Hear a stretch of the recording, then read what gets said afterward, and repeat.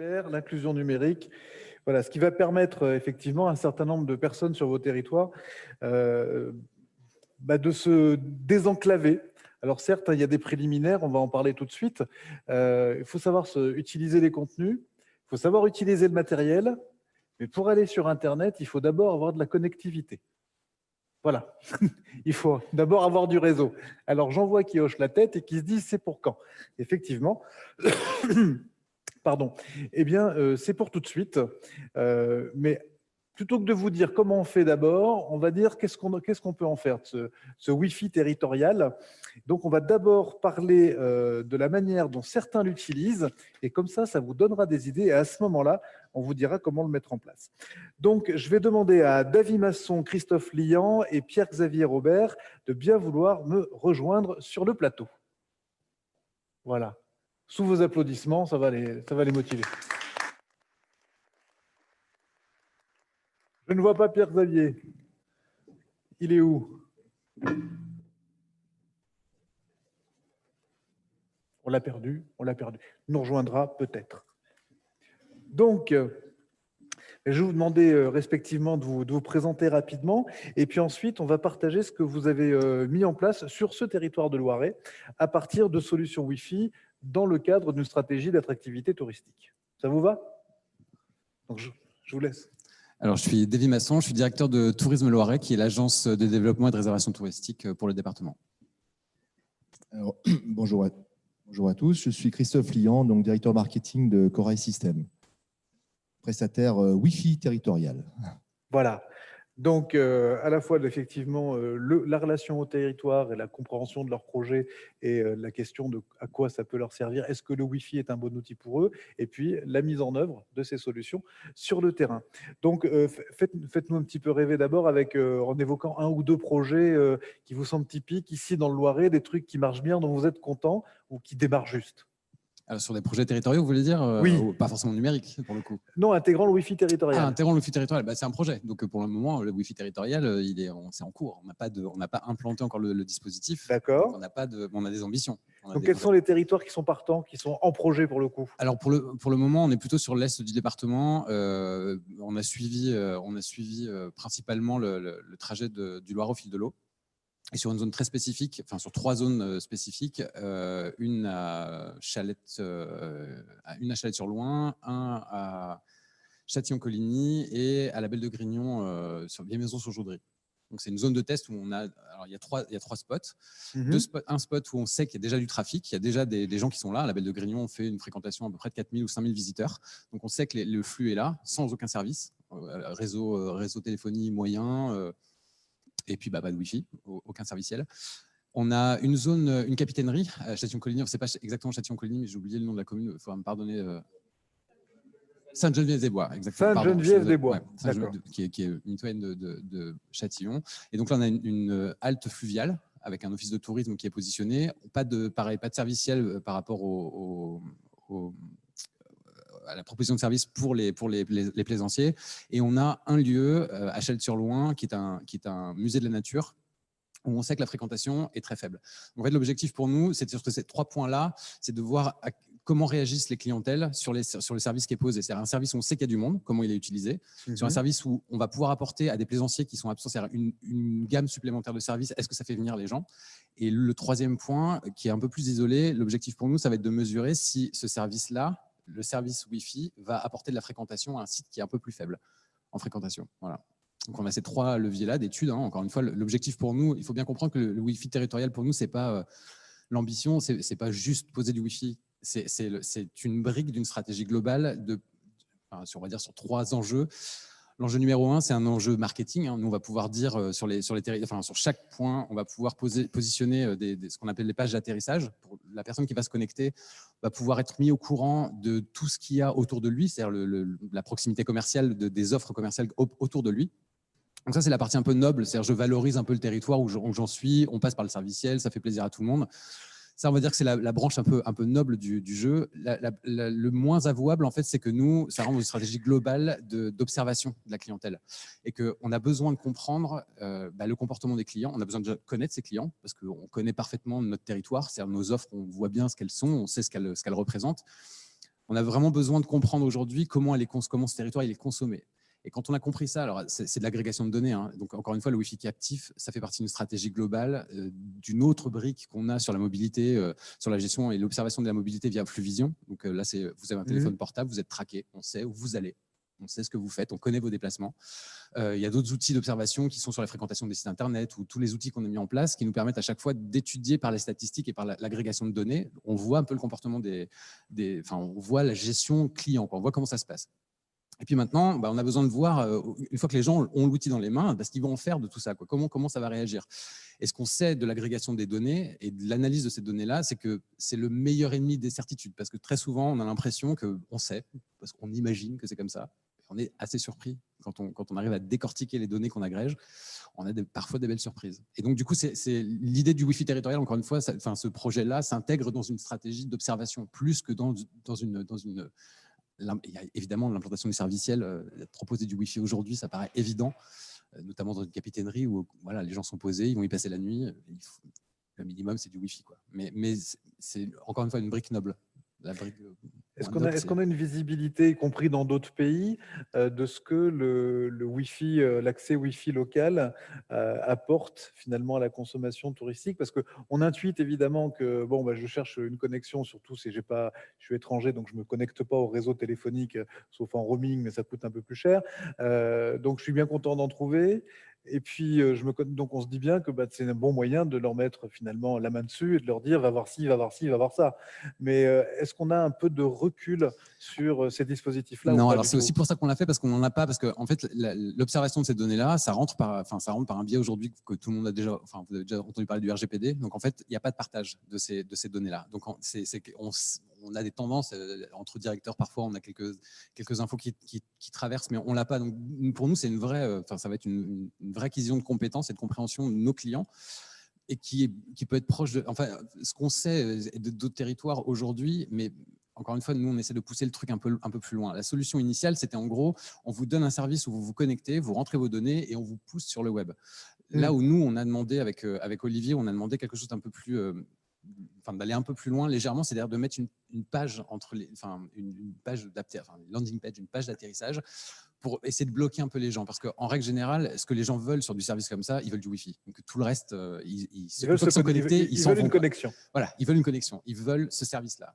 Là, l'objectif qu'on essaie de pousser et d'imposer, c'est-à-dire qu'il faut que cette page soit vue.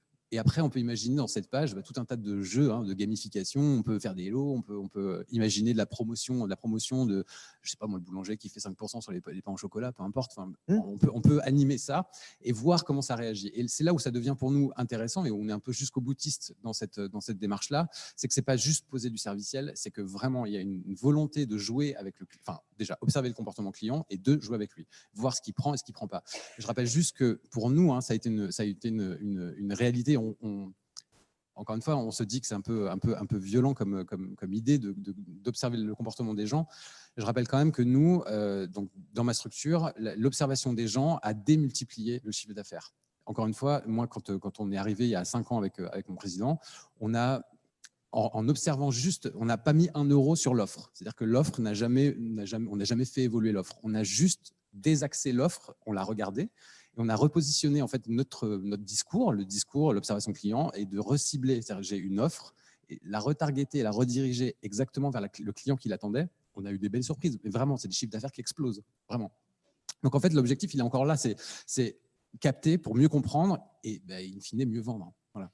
Et c'est un outil au service de la construction des stratégies touristiques, plus qu'un produit touristique à proprement parler.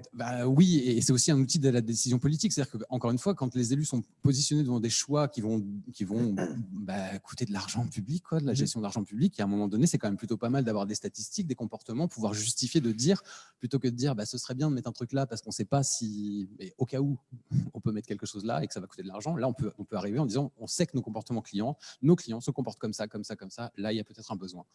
C'est vraiment sur ces 3 axes-là. Il y a un aspect de valorisation de territoire et marketing de l'offre, c'est-à-dire comment je valorise mon offre au travers d'un serviciel, comment j'étudie le comportement des gens, et après comment j'accompagne, en fait, comment toutes ces données qui sont agrégées accompagnent les décisions politiques pour dire c'est là qu'il faut investir, quoi. Mais parce qu'on sait, c'est pas parce qu'on pense qu'il faut, on sait. Voilà. Merci Davy. De votre côté, Christophe Lian, donc chez Corail System, vous avez quel recul sur justement ces actions Wi-Fi territoriales?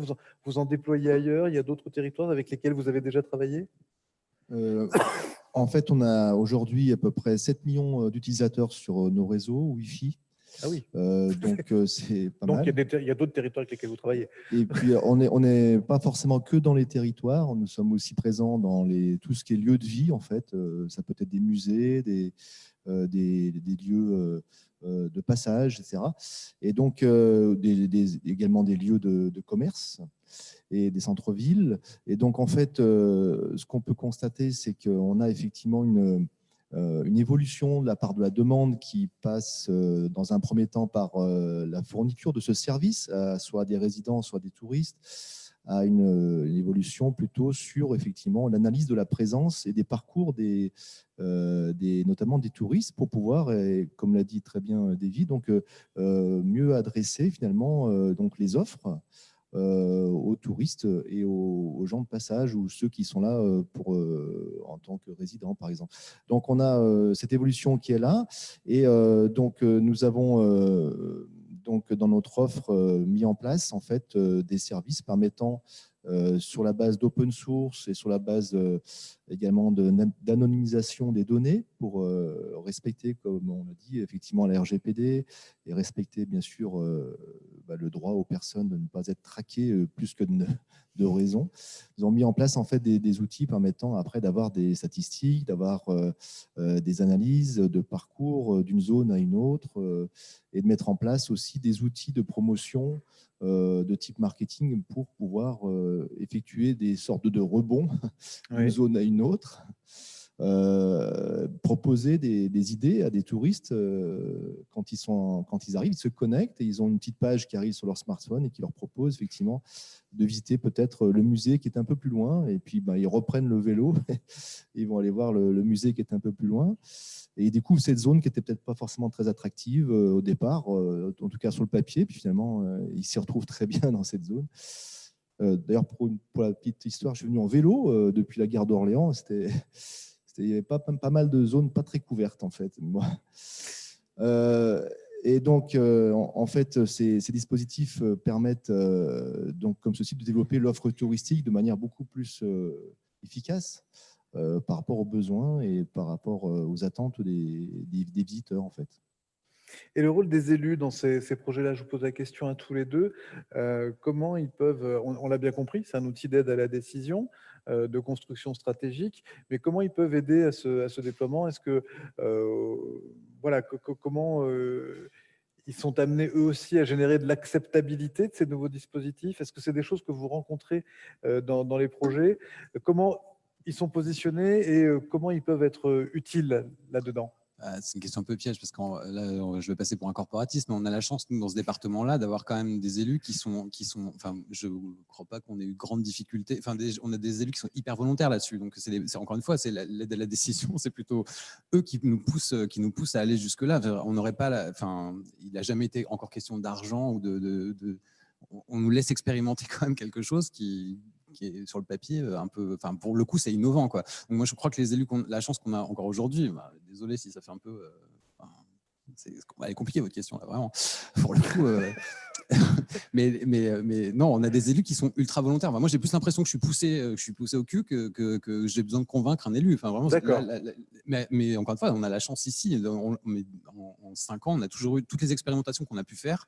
On nous a toujours laissé le champ libre, fait confiance et on nous a dit, faites quoi, faites. Et on a la leçon du test and learn ici. Enfin, j'essaye et j'apprends. Et si j'en tire de mauvaises, c'est cette notion toujours d'agrégation de données. C'est aussi ça la décision politique, de pouvoir se dire. On préférera toujours que vous essayiez plutôt que de rien faire. Et si vous essayez, si ça rate, il faut juste avoir l'honnêteté de le dire et on arrête. Et ben ça se voit pas partout. Mais nous, on a la chance ici. Et je pense que c'est aussi pour ça qu'on transforme l'essai. Alors, je parle pas que de ma structure. Hein, je pense qu'il y a plein d'autres combats gagnés dans ce département. J'en ai fait quelques-uns avant. Et vraiment, là, pour le coup, j'ai la sensation qu'ici, on a cette compréhension des ambitions, des objectifs et qu'on nous donne les moyens d'eux. Après, ça dépend sur chaque territoire. On n'a pas tous les mêmes élus. Quoi. Voilà. Il y en a qui sont plus chanceux que d'autres. Voilà. Vous en tirez bien, Davy. Ouais, grave, merci. J'ai l'habitude. Christophe, même question, finalement, le rôle des élus aussi dans les autorisations, dans la mécanique d'implantation de ces antennes Wi-Fi territoriales. Est-ce que vous avez rencontré des difficultés ou est-ce qu'ils vous ont aidé à lever des difficultés? Je dirais que ce type de projet est un petit peu long forcément à mener pour les collectivités parce qu'il faut tenir compte de beaucoup de choses et le projet initial doit être étudié avec le plus de précision possible pour éviter de repartir dans des analyses. Donc ça, c'est un point important. Et puis après, on peut avoir aussi dans le déroulement du projet, nous, de notre côté, des propositions d'amélioration de l'expertise sur des zones d'implantation, la façon d'installer du matériel pour avoir peut-être par ici plus de puissance, par ici. Comment vous les conseillez sur le fait de poser l'antenne Wi-Fi, enfin l'antenne Wi-Fi ici plutôt que là? Quels sont les outils d'analyse que vous avez et comment ils participent eux-mêmes, les élus et les territoires, de cette décision d'implantation? En fait, on a donc des études de couverture Ouais. qui sont faites, bien entendu, pour savoir comment on va passer réellement le débit dans la zone couverte pour que les gens puissent avoir le confort qu'ils ont le droit d'attendre. Et on fait cette étude de couverture, mais aussi on a dans notre travail initial des conseils que nous faisons sur la façon d'interagir avec les touristes, par exemple, ou les résidents, de façon à apporter la meilleure pratique. Parce que quelque part, on peut aussi quelquefois souhaiter certaines choses qui ne sont pas trop faisables, qui se révèlent être Comme quoi, par exemple? des choses compliquées. Bien, par exemple, avoir poser trop de questions aux résidents ou aux touristes pour avoir accès au réseau, vouloir effectivement peut-être un peu trop le traquer aussi. Donc il y a des choses comme ça qu'il faut éviter. Finalement, il faut quand même laisser bien sûr le résident et le touriste quand même libre et avoir simplement cette volonté de lui proposer des services intéressants, attractif et après faire de l'analyse là-dessus. Donc voilà, c'est ça qui est important. Après, il y a aussi l'aspect architectural dans certaines zones, dans les smart cities et dans les smart territoires, comme on dit. On fait attention aussi à l'implantation des antennes pour qu'on ne dénature pas les monuments ou les endroits. Donc voilà. Et puis, bon, je dirais que sont les points essentiels. Sur vos 7 millions de clients, c'est ça? De sessions utilisateurs. Voilà. Sessions utilisateurs. C'est majoritairement des touristes, c'est majoritairement des résidents. Vous arrivez à faire le distinguo entre les deux ou pas? Je n'aurai pas l'information, mais en tout cas, dans tous les cas, ce sont surtout des personnes en mouvement. Donc, c'est-à-dire qu'ils passent d'un endroit à un autre. Et donc, à chaque fois, les opérateurs qui nous commandent, on va dire, nos réseaux, souhaitent justement étudier ces parcours clients donc de zone à zone. Et c'est ce qui est important. On équipe aussi quelques bureaux, bien entendu, en Wi-Fi. Donc là, ce sont des personnes fixes, mais dans les 7 millions, c'est vraiment une partie très, très infime. D'accord. C'est quoi la couverture d'une antenne Wi-Fi en moyenne, le rayon de couverture, le rayon d'action? Ça va dépendre de la puissance et de l'environnement, mais en gros, ça peut être quelques dizaines de mètres, dans certaines zones, plus que ça, sur la puissance, bien entendu. Donc, on peut aller jusqu'à plusieurs centaines de mètres si on est dans des conditions très favorables. Parce que parfois, moi, je rencontre des élus qui me disent, moi, je ne vais pas mettre du Wi-Fi territorial pour que les gens du coin, finalement, fassent l'économie de leur connexion Internet. Ça se voit, ou est-ce qu'on ne peut pas le voir? Non, mais il y a des astuces simples, enfin, ce qu'on avait défini avec Olivier, le directeur de l'oreille numérique, c'est que, par exemple, les connexions qui durent, en fait, on les coupe au bout d'une heure, on demande un moyen de reconnexion, ce qui évite, enfin, après, il y a des systèmes de bannissement d'IP aussi qui permettent d'écarter ceux qui feraient un usage trop abusif et trop récurrent. En fait, tout ça, on peut le mesurer. Donc, on arrive à poser des règles. Et l'avantage du système, alors, voilà, moi, je ne sais pas pourquoi, mais je sais que son back-office le permet. Après, les autres, on a probablement le permettent aussi, mais j'en sais rien. Mais on sait qu'on a des outils justement d'analyse et qui nous permettent de voir en temps réel qui abuse, qui n'abuse pas, et de pouvoir bannir ou pas justement ces clients qui ne sont pas les premiers concernés. Mais encore une fois, après, ça, c'est une autre politique, ça reste du serviciel. Est-ce que l'utilisation doit être plus poussée vers un client plutôt qu'un autre? Ça, j'en sais rien. Si quelqu'un qui est à côté d'une antenne peut se connecter 24/24, tant mieux pour lui, quoi. Mais c'est pas, pour nous, on n'apprendra rien sur ces gens-là. Encore une fois, c'est pas ceux qu'on target, c'est pas ceux-là qui sont visés.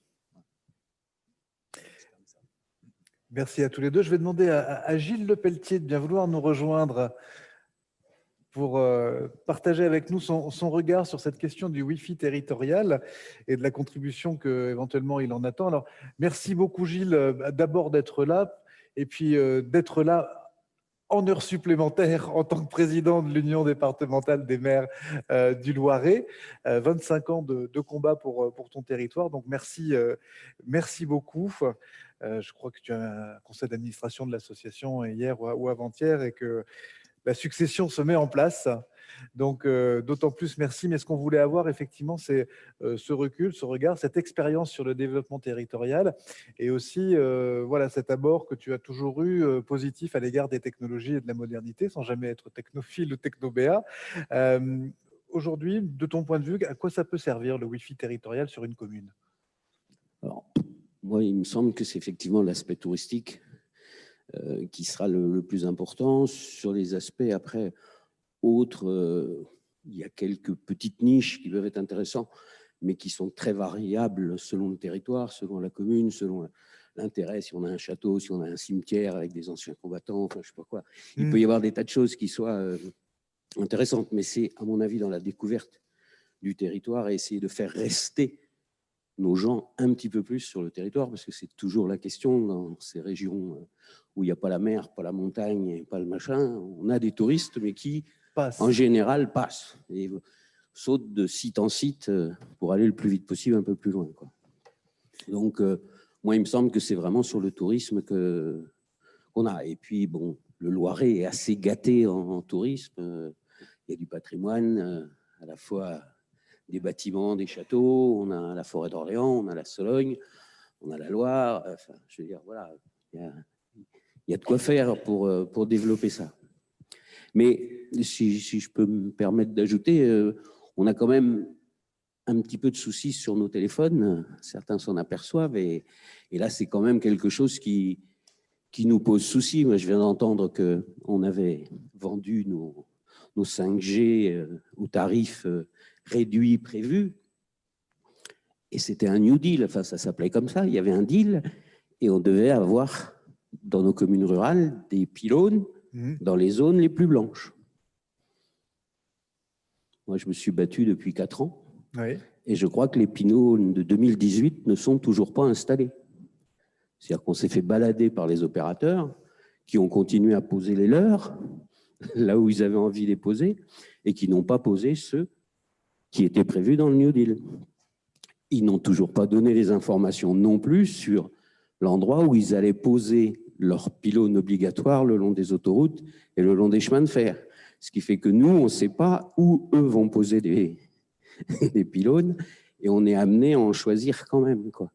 Enfin, je crois que là, vraiment, sur cet aspect-là, il faudra être autrement plus sévère et autrement plus rigoureux parce que là, on aura usé 2 sous-préfets avant de partir et on n'a vu personne, enfin, on ne voit rien, quoi. Donc, alors, ça a un rapport avec le Wi-Fi, mais c'est surtout ces 5G. C'est un autre rapport dans le sens où pour la clientèle touristique française notamment, qui a constitué la majorité de la clientèle touristique cette année, clairement, le Wi-Fi territorial, avec les abonnements dont ils disposent, ils vont s'en servir assez peu finalement. Oui. Non, Davy? Moi, je fais partie de cette génération qui, dès qu'on peut économiser du forfait et passer en Wi-Fi, on passe en Wi-Fi. Moi, systématiquement, pourtant, j'ai un forfait illimité. Illimité, non, mais je suis à 200 gigas. Et dès que je suis dans un hôtel, dès que je peux choper du Wi-Fi, ou même au département, sur mon lieu de travail, je passe en Wi-Fi tout de suite. C'est des comportements, encore une fois. C'est d'où l'importance de cette observation. C'est que moi, j'ai des idées reçues, mais finalement, les chiffres disent le contraire. Là, pour le coup, c'est mon comportement qui s'oppose au vôtre. C'est pas, je fais pas légion là-dessus, mais beaucoup de mes collègues, enfin je sais que beaucoup de mes collègues, en tout cas dans mon équipe, je sais que systématiquement le téléphone c'est sur Wi-Fi dès qu'on arrive. Dans un lieu, c'est tout de suite quoi. Mais même à la maison, c'est des comportements qu'on a alors qu'on a des forfaits qui dégueulent de partout. On pourrait télécharger 8 fois YouTube mais on repasse quand même en Wi-Fi. Il y a le Wi-Fi c'est quand même c'est quelque chose qui nous connecte. Enfin, sans faire de philosophie à 10 balles, hein, mais c'est juste c'est quand même le Wi-Fi nous rattache à un lieu. Un lieu. Ouais. Et c'est pour ça qu'on se connecte avec les. Enfin, le premier truc qu'on demande dans un hôtel, c'est pas s'il y a la télé, c'est s'il y a le Wi-Fi. Et pourtant, on a nos forfaits, et on a nos forfaits qui sont OK, avec des 4G partout. Et ce truc nous connecte. Il y a un lien, il y a un vrai lien. C'est philosophiquement ou en tout cas sociologiquement, c'est intéressant de voir pourquoi on a ce réflexe de se connecter à son lieu de travail. Moi, je me connecte quand je rentre, je me mets en Wi-Fi parce que je me connecte à mon travail. Et pourtant, j'ai la 4G. Je suis en plein centre d'Orléans, j'ai le Vignat, pas de problème de 4G, 5G, 8G, tout ce que j'ai, pas de problème quoi. Et pourtant, on a ce réflexe de le faire. Enfin, en tout cas, mon équipe le fait et comportementalement parlant, on le voit, on le fait. Peut-être que vous le faites aussi. Ce serait intéressant rapidement de voir qui se connecte, arriver dans un hôtel avec des forfaits qu'on paye tous une blinde, et pourtant on le fait. Voilà, il y a ce besoin de se raccrocher à un truc, et ça c'est encore une fois, ça c'est une opportunité. C'est une opportunité de dire je transforme cette connexion que j'ai avec le lieu où je suis pour que ce lieu me parle. Bah, encore une fois, après là c'est un peu philosophique comme truc, mais ça serait intéressant. Oui, on met pas ça de côté. En l'occurrence, ça marche un peu mentalement. Gilles, est-ce qu'au sein de l'UDMR 45, il y a tu connais des collègues maires qui ont conduit des actions un peu en ce sens, parce qu'on entend bien la problématique de la 4G et du New Deal qui n'est pas aussi avancé qu'il le devrait. Le Wi-Fi territorial ne constitue pas forcément une alternative à ça, mais ça peut être un élément de compensation pour des gens de passage. Mais est-ce que tu as connaissance sur ce territoire du Loiret d'actions un peu volontaristes avec de la connectivité dans des hôtels, du Wi-Fi dans des villages? Est-ce que ça existe déjà ou est-ce qu'on est aux prémices de ça? Ça existe. Enfin, moi, je sais que je l'avais mis en place sur le village. On avait mis donc à travers le dernier commerce local, un Wi-Fi libre, ouvert. Et donc, on a eu beaucoup de succès puisque à l'époque, c'était des Hollandais qui passaient et qui venaient s'installer et recharger et venir prendre l'info. D'accord. Et donc, ça marchait bien jusqu'à temps qu'on soit mis en procès parce qu'il y avait aussi des petits malins qui venaient plus tard le soir télécharger des trucs illégaux, des films ou des chansons, ou je ne sais plus quoi. Mais enfin, on s'est fait attraper et comme c'était notre adresse IP et que c'était notre adresse du commerce, bien évidemment qu'on s'est fait attraper. Donc, on avait essayé de trouver des solutions pour réduire, mais bon, finalement, il n'y en avait pas. Bon, on a supprimé le truc pendant un mois pour essayer de voir qui c'était. Puis finalement, on a relancé et aujourd'hui, ça marche. Et de nouveau, ça fonctionne. Mais jusqu'à temps qu'on se fasse rattraper par la cavalerie si quelqu'un l'utilise de façon illégale, quoi. Enfin, voilà. Mais je sais qu'il y a d'autres collègues qui l'ont mis en place. Alors, je sais qu'il y a aussi maintenant des systèmes quand même un peu plus compliqués. Mais nous, l'idée, c'était que ce soit libre. Enfin, voilà, que c'était... voilà. En fait, ça nous était venu parce qu'à l'époque, il y avait une espèce de jeu avec des Pokémon là, ou des machins. Et Pokémon il y en avait sur la place, voilà. Et on avait vu des gens venir et se recharger ou je ne sais pas quoi faire là-dessus. Et donc, on s'est dit, tiens, voilà, s'ils viennent là, après tout, si on mettait vraiment de... Et puis, c'est surtout les touristes et de la Loire à vélo et puis ce système de Hollandais qui était très, très favorable à ça, quoi. Donc, je sais qu'il y a eu d'autres expériences dans le Loiret de cette nature. Mais en fait, il y avait aussi un souci, c'est qu'on était considérés comme des professionnels. Des professionnels de... Quand tu prends un abonnement et qui doit être libre, qui veut être ouvert, c'est un abonnement, c'est une mairie, une collectivité, c'est abonnement professionnel. Donc, on est à 80 € ou quelque chose comme ça, alors qu'un particulier l'a pour 30 ou enfin, arrondi. Alors que nous, on est forcément un professionnel. Donc, c'est 80 €, c'est quand même une somme. Ça veut dire que si on le met sur un endroit, dans un petit village, ça peut aller parce qu'il n'y en aura qu'un. Mais dès qu'on s'agrandit ou si on a des lieux un peu à l'extérieur, un étang ou un lieu, il faut remettre, il faut réinvestir. Et en abonnement, ça commence à coûter cher. Ça commence à tenir chaud. Ah oui, ça commence à devenir chaud pour une utilisation qui effectivement attire du touriste, mais bon, sur lequel on n'a pas un immense retour. Enfin, qu'il l'attire, c'est-à-dire il la trouve en arrivant. Il la trouve en arrivant. Et après, le bouche à oreille peut éventuellement... Le bouche à oreille se fait vite, ça. Parce que, oui. sur la Loire à vélo, par exemple, ils savent que là, il y a du Wi-Fi, que là, il y a de l'eau, que là, il y a… D'accord. Enfin, voilà. Si, ça, les Ça informations circule. circulent à travers les blogs et à travers les trucs. C'est quoi le statut d'une collectivité qui a un réseau d'antennes sur son territoire? Elle n'est pas fournisseur d'accès à Internet. C'est la question de l'engagement de responsabilité, finalement. Quel est le risque juridique et le statut juridique d'une collectivité qui met en place des antennes de distribution du Wi-Fi? En fait, dès qu'on déploie un réseau à destination de particuliers, on devient quelque part opérateur télécom et donc on doit assurer les contraintes légales qui incombent aux opérateurs télécoms, c'est-à-dire en fait notamment la protection des données, notamment également le stockage des connexions pendant 1 an pour les différentes lois. Donc, il y a beaucoup de contraintes qui sont là. Et Il y a une demande à l'ARCEP on peut avoir aussi ça à mener, bien entendu.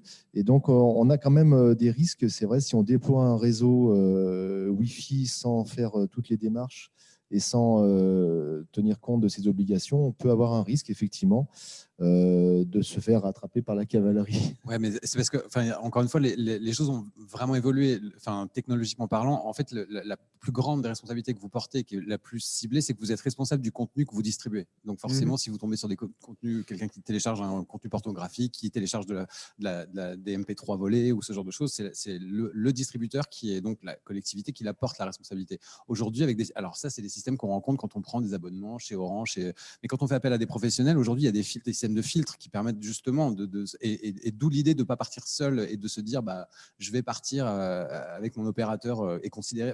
On avait cette discussion justement avec Olivier, c'est de se dire que distribuer du web et distribuer un service doit reposer sur les professionnels. C'est pas parce qu'on l'a à la maison et qu'on sait faire, qu'on sait décrocher son téléphone, appeler Orange et 3 jours après on a l'internet. Non, pour le public, ça marche pas exactement comme ça. C'est un poil plus compliqué, peut-être un poil plus cher, mais par contre, quand c'est distribué, vous êtes sûr du coût et vous êtes absolument protégé. Donc ça, encore une fois, c'est l'évaluation du coût-risque, mais les risques sont d'une violence absolue. Un contenu distribué, le maire peut finir en tôle juste parce qu'un gamin le maire, il peut finir en tôle pour un oui, pour un non. Mais là, puisque c'est le sujet, le contenu distribué, c'est lui qui emporte la responsabilité, d'où l'intérêt de faire appel à des structures professionnelles ou départementales, peu importe son territoire, mais ces gens-là sont aussi garants de cette sécurité-là. Et encore une fois, parce que l'Internet, c'est toujours dans l'esprit de tout le monde, c'est facile. J'appelle Orange et j'ai ma box. Toujours plus compliqué quand c'est du… Christophe, chez Corail System, vous arrivez avec un package, avec une prestation globale qui intègre ces garanties de protection juridique, etc. Oui, parce que le but, quand même, c'est qu'ils s'en mettent. Donc, on n'est pas là pour leur faire peur. Alors, s'il vous plaît. Non, mais c'est vrai qu'on accompagne, les collectivités, toutes les entreprises qui veulent mettre en place et déployer un réseau, bien entendu, pour faire ces démarches-là, ou les alerter sur les risques et les enjeux. Et puis également… Alerter, c'est une chose, mais si vous demandez à une commune de 300 habitants de désigner un référent CNIL, ça ne va pas le faire. Parce que c'est commode, on peut dire ce qu'on veut en termes de recommandations et s'abriter derrière ça. Ma question, c'est vraiment comment vous les couvrez technologiquement. Comment vous veillez effectivement avec un serveur de log, avec un ensemble de filtres, à ce que finalement le problème ne se présente pas. On assure toutes les protections nécessaires. Donc, c'est-à-dire en fait, à la fois, comme l'a dit David, donc les filtres sont mis en place. Donc, c'est-à-dire qu'en fait, on ne peut pas faire n'importe quoi sur les réseaux. Tout est bien filtré. Et puis ensuite, on va assurer également les logs. Alors, les logs anonymes, on va pas… Les logs, c'est les connexions. C'est la relation entre une adresse Internet, on va le dire comme ça, et justement l'outil concerné. Donc, on ne saura pas que c'est Robert qui a fait ça, mais on saura donc quelques informations techniques qui auront été donc stockées sous forme de, comme on dit, log. Voilà. Et ça, on doit le faire. Dès qu'on déploie un réseau, on doit le faire. On doit stocker ça pendant une durée. Et les autorités doivent pouvoir accès à ça. Donc, et ça, vous le stockez pour le compte de on le stocke, de la ça commune. fait beaucoup de données que l'on stocke effectivement, et qu'on le stocke donc en respect de l'RGPD, parce qu'il y a également dans tout ce qui est stockage de données des contraintes RGPD. Et puis également, concernant l'aide aux collectivités, nous, on peut aussi amener, je dirais, une assistance pour pour accompagner les collectivités à trouver des solutions sur le déploiement, sur les zones à couvrir, sur le type de matériel à utiliser.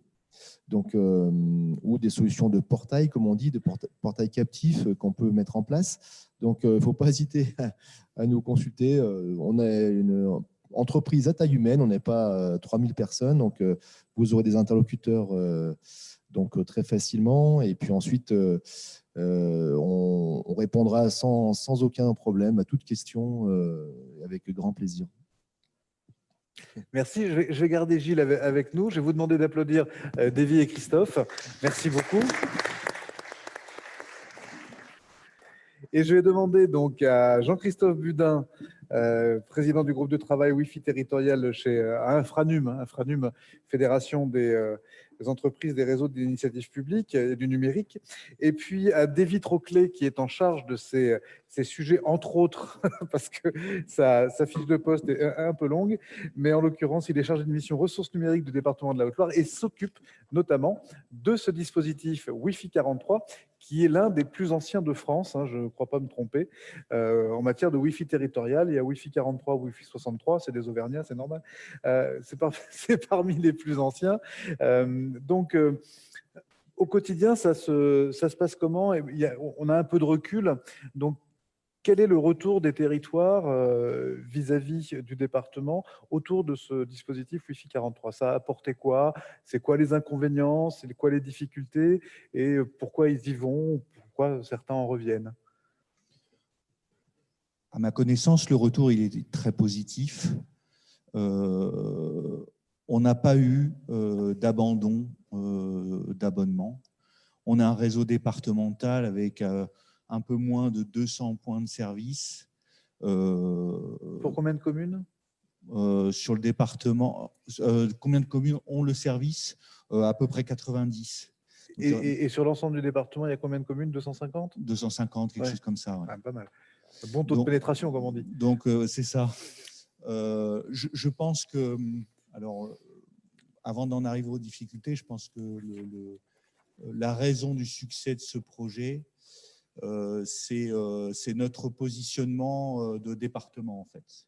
C'est-à-dire que, bon, on peut faire différents choix quand on fait un projet de réseau Wi-Fi territorial. On peut décider d'être un financeur. On met une enveloppe, on est département, on met une enveloppe, on paye les bornes et puis ça s'arrête là. Et puis nous, les élus ont vu l'opportunité, c'était vraiment la feuille de route du président, être le chef de file du numérique. Hein. Ça te rappelle quelque chose? Ça me rappelle quelque chose. Le président et les élus ont vraiment voulu positionner le département en tant que conseiller de proximité sur le numérique pour les territoires. Et donc, dans ce projet-là, il y a toute une activité de conseil que je fais pour placer les bornes, pour cadrer le projet de territoire qu'il y a autour du Wi-Fi, c'est-à-dire pas simplement amener du Wi-Fi, mais qu'est-ce que vous allez en faire? C'est quoi l'idée? Qu'est-ce que vous voulez couvrir? À qui vous voulez vous adresser? Comment vous allez animer le truc, etc. Enfin, il y a plein d'idées qui ressortent. Et c'est ça qui fait le succès, parce qu'une fois que la borne elle est placée, elle est bien placée et on n'y revient pas. On la déplace rarement. Alors qu'ils ont la possibilité de le faire. Elle est bien placée et du coup, elle est appropriée parce qu'il y a eu ce dialogue préalable. Parce qu'il y a ce dialogue, il y a toute cette démarche-là. Et ça, alors je m'écarte un peu du sujet, mais c'est important. Non, je pense qu'on est au cœur du sujet, au contraire. C'est que ça a été un levier pour un tas d'autres sujets sur l'aménagement numérique du territoire où finalement les élus étaient un peu, les anciens, mais parfois les nouveaux aussi, étaient un peu perdus. C'est le cas du New Deal. On fonctionne exactement de la même manière pour le New Deal, c'est-à-dire que c'est nous qui accompagnons les territoires dans la délimitation des zones blanches. Et du coup, on a un vrai accompagnement et c'est pareil, on place les pylônes aux endroits où il faut vraiment. Et on complète les programmes. C'est-à-dire qu'on a le New Deal, on a le Wi-Fi 43 et en fonction, on arrive à couvrir des zones blanches avec du Wi-Fi 43. Et puis peut-être que de cette manière, au niveau du New Deal, vous arrivez à peser un peu plus lourd collectivement sur les opérateurs. Aussi, parce qu'on est présent et qu'on sait de quoi on parle et que on ne balade pas, quoi.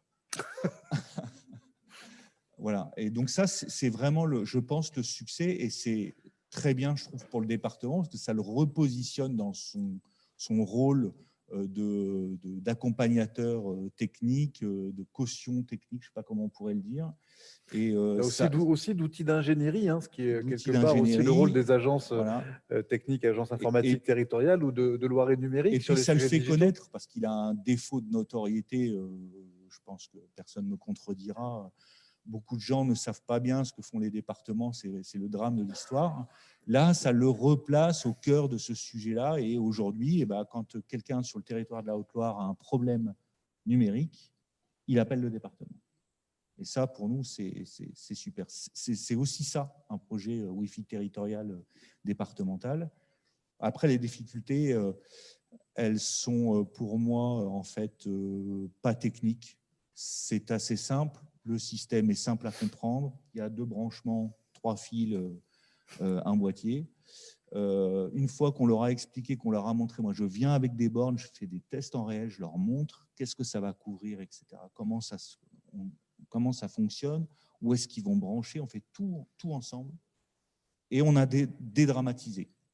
Ensuite, j'essaye de leur dire, bon, ben voilà, là, vous devez couvrir de l'autre côté du lac. Ouais, mais vous n'allez pas acheter une box, louer une box rien que pour ça, ça va vous faire du frais de fonctionnement. Donc, on va trouver une autre solution, on va faire un pont Wi-Fi, etc. Et le dialogue s'instaure, ils ont confiance parce que quelque part, ils savent que ça ne va pas leur coûter non plus trop cher, parce qu'on est là pour ça, on est garant du denier public. Hein.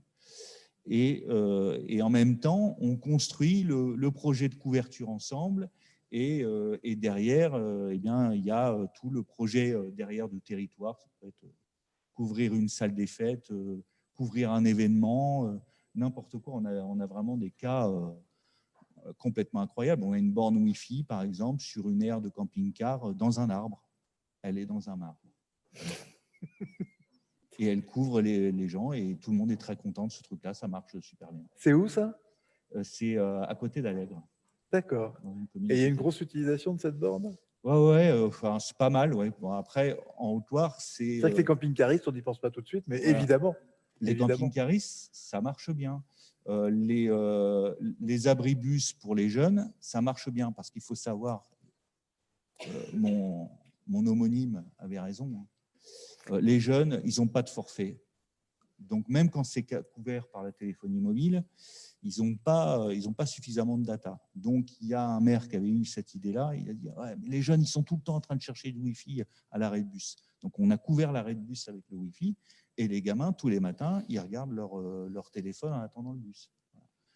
C'est des choses comme ça. Donc, c'est vraiment local. C'est vraiment un projet qui est déterminé pour la commune par rapport à ses besoins, par rapport à sa réalité. Ça peut être touristique, ça peut être n'importe quel domaine. Et puis, nous, ce qu'on a souhaité en plus, c'est dire, voilà, bon, on a un réseau Wi-Fi, on apporte du Wi-Fi localement, mais ce qu'on veut, c'est que ce soit un réseau départemental. C'est-à-dire que la personne qui se déplace d'une commune à l'autre, elle n'a pas à se réinscrire, elle n'a se reloguer, etc. à se reloguer, etc. Une fois qu'elle est inscrite, elle se déplace. On a fait même mieux. En fait, quand on peut se déplacer sur toute la Haute-Loire, mais si on passe voir nos amis du Puy-de-Dôme, on n'a pas besoin, on peut transférer son compte, on n'a pas besoin de se réinscrire. On est sur un réseau en fait national quasiment. Donc ça c'est vraiment intéressant. Et puis on sensibilise par la même occasion sur l'aspect réglementaire qui est très important, parce que c'est un peu la motivation du projet. C'est-à-dire qu'au départ, il y avait beaucoup de cas comme le vôtre où les maires ils sentaient qu'il y avait un besoin. Ils ouvraient le Wi-Fi, ils ouvraient les vannes. Donc moi, ça fait partie de mon job de leur rappeler les règles, comment ça se passe, la chaîne de responsabilité, le juge, tout le tralala. Et puis là, avec ce système-là, ils ne sont pas du tout dans la chaîne de responsabilité. Ils ne sont jamais contactés par le juge. Il n'y a aucun problème pour eux. C'est la société qui renvoie les logs avec les adresses MAC et les connexions. Terminé. Les ondes, on aborde la question des ondes. Donc, c'est pour leur dire aussi que ce n'est pas forcément le pire. On aborde du coup les ondes pour la téléphonie mobile. C'est vraiment un levier de dialogue aussi entre les territoires et le département sur un tas de sujets pour répondre à un tas de questions, un tas d'inquiétudes qu'ont les maires. Donc, c'est un point d'entrée extraordinaire. Enfin, vraiment, je souhaite… C'est une belle manière pour le département d'entrer dans le dialogue autour du numérique avec chacun des élus c'est ça. dans C'est l'ultra-local. C'est un point d'entrée génial, je trouve. Merci David. Jean-Christophe Budin, donc président du groupe de travail Wi-Fi territorial d'Infranum, également directeur business line d'Hub1, filiale d'Aéroport de Paris. Infranum, pour rappel, c'est 350 entreprises des télécoms qui est née de la FIRIP, qui était Fédération des industriels des réseaux d'initiative publique. Les réseaux d'initiative publique, c'est tout ce qui n'est pas dans les métropoles, c'est tout ce qui est dans le rural. C'est les 22 milliards d'euros annoncés par François Hollande à Clermont-Ferrand en 2013. Et c'est typiquement ce que fait le délégataire du département. Donc, c'est les gros investissements. Juste pour vous dire, aujourd'hui en France, chaque jour ouvré, on pose dans les territoires ruraux dépendants de ce programme 20 000 prises FTTH par jour ouvrées. Donc, ça pousse très fort et l'objectif est une couverture quasi totale, et le problème est dans le quasi totale de la France en 2025. Soyons raisonnables, tout le monde dit 2022, ce sera 2025.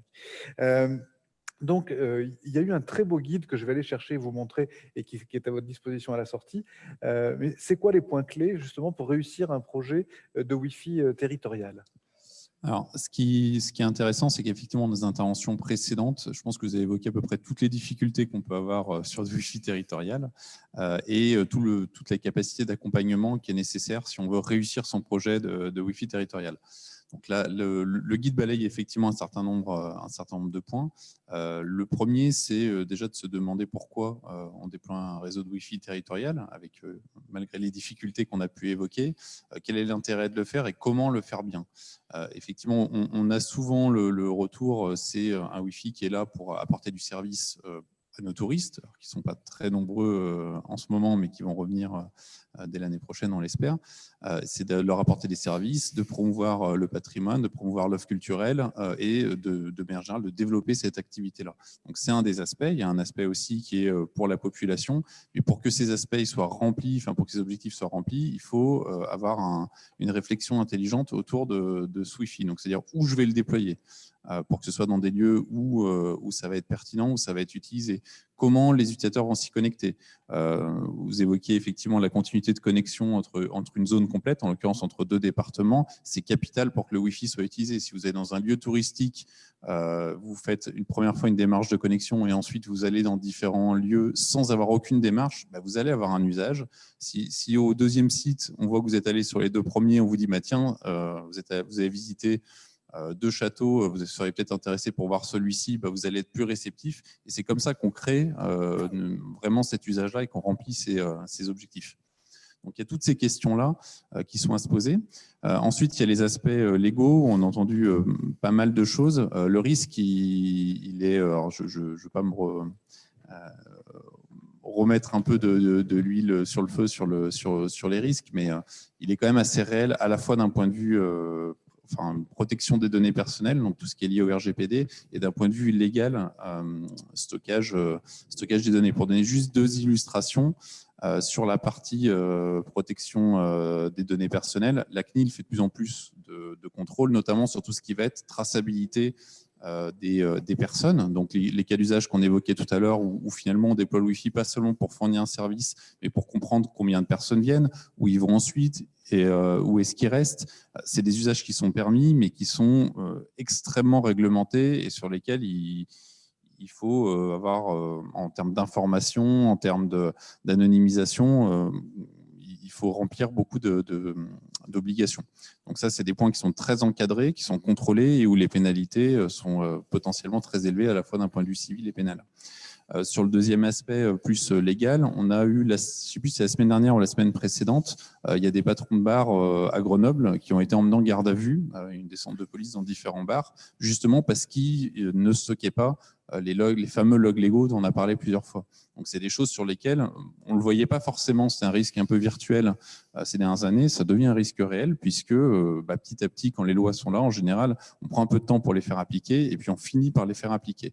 Donc, c'est des choses sur lesquelles ça prend que 2 pages dans le guide, on explique ce qu'il faut faire et évidemment, il y a des acteurs ou des structures comme des départements qui ont déjà anticipé tout ça et qui savent vous fournir une solution clé en main sans avoir à replonger dedans, puisque ça peut être effectivement un peu complexe.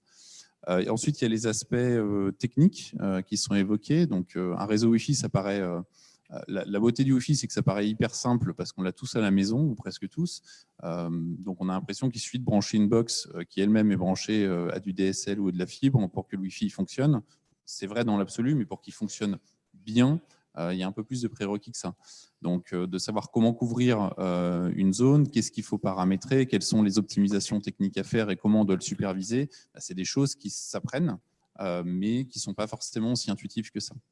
Et le Wi-Fi a bonne réputation dans un certain sens parce qu'on est habitué à l'utiliser, parce que c'est un réseau, tout à l'heure, un des intervenants précédents évoquait un peu une connexion avec le lieu. Effectivement, il y a un côté un peu psychologique chez beaucoup de monde sur le Wi-Fi qui est positif, mais ça a aussi un côté très négatif dans le sens où il y a beaucoup de Wi-Fi qui sont déployés, que ce soit dans des collectivités, que ce soit dans des lieux publics, dans des magasins, qui est de mauvaise qualité et où il y a beaucoup de personnes qui vont assimiler du Wi-Fi à un réseau de très mauvaise qualité.